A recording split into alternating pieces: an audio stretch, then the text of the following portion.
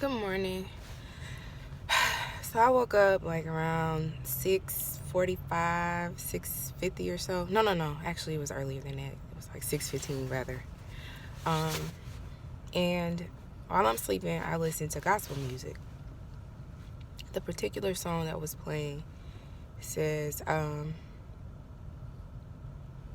Lord, I want for you to be glorified. And I really thought, like, it hit me. Like, once I was walking into the bathroom to take a shower and everything, we don't really mean that. Like, we sing these songs that have this great passion and elicit this bodily response of, repentance or praise or in adoration to God, but we don't really mean it.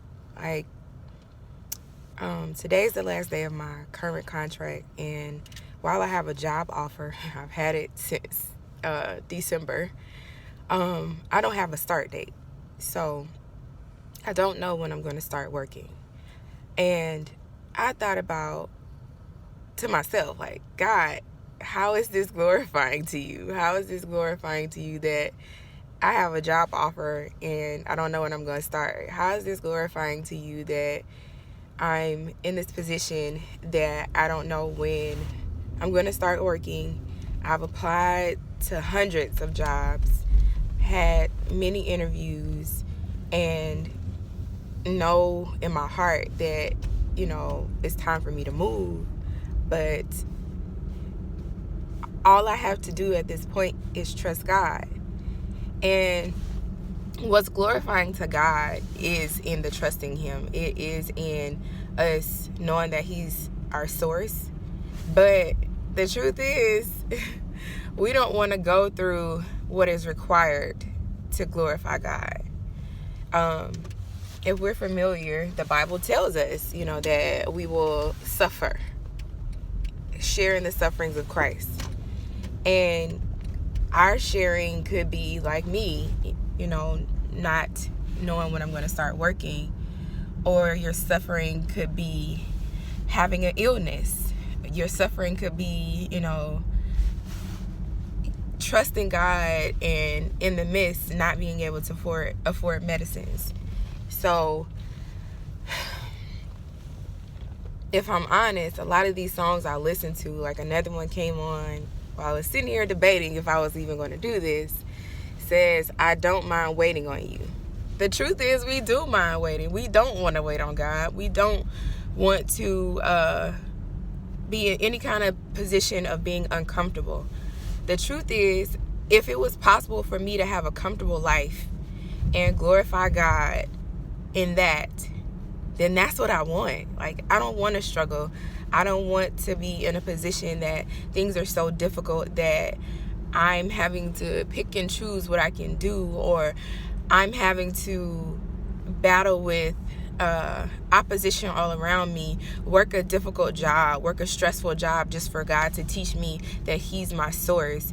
I don't want to have to go through any of the things that I've gone through, and that's the truth. And I think if we were all a little more real with God, a little more honest with God about where we are spiritually, where we are in our faith walk, that would make it easier. And I take a step back. That wouldn't necessarily make it easier, but you will have the peace of knowing that you told God how you felt. You basically gave God a piece of your mind. And right now, like, I prayed and cried out to God so much, and things are not going as quickly as I would like. And as I've gotten used to saying a lot lately, don't pray for patience. Because in my case, patience and strength rather, because in my case, I've had to go through a lot of things, and I got to a place of asking God, why was my life so hard? But then I remembered I prayed for these things. And so all of this to say, I think we should rethink what it means when we say these things that are in these songs, or we get up and clap and praise and hoop and holler during sermons. Because the truth is, Nobody wants to go through. Nobody wants to experience pain. No one wants to experience difficult times or have moments when you don't know, moments of uncertainty.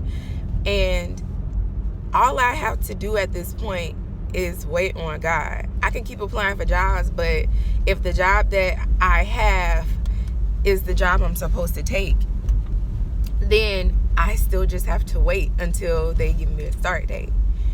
And if I'm supposed to keep applying for jobs and other jobs and interviewing for them, I still have to wait for them to call me back. And granted, in the meantime, I do have another source of income. I have a part-time job and my bills are paid. I guess I can be grateful in that, that my bills are paid, that I don't have to worry. My baby doesn't have to worry about anything. And I think that's the principal thing. We think about having all this great stuff because I have good things, nice things, but at this moment, very moment right now, and as I think about the different moments throughout the day, God delivered me from a stressful situation, one that was affecting my health, and he's positioning me for something else, and I have to trust and rest in that, because I say I want my life to glorify God.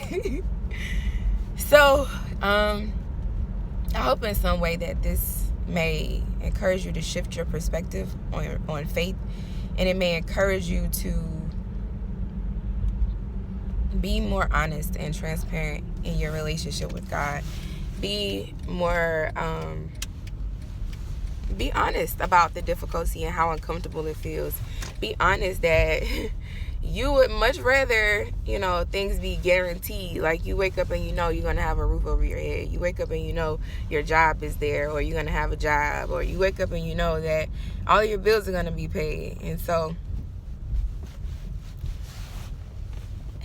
but does having any of those things really require you to trust God or have faith?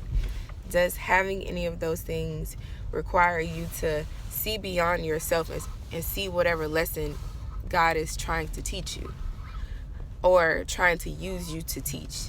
What if God is positioning you in your life to be a lesson to someone else?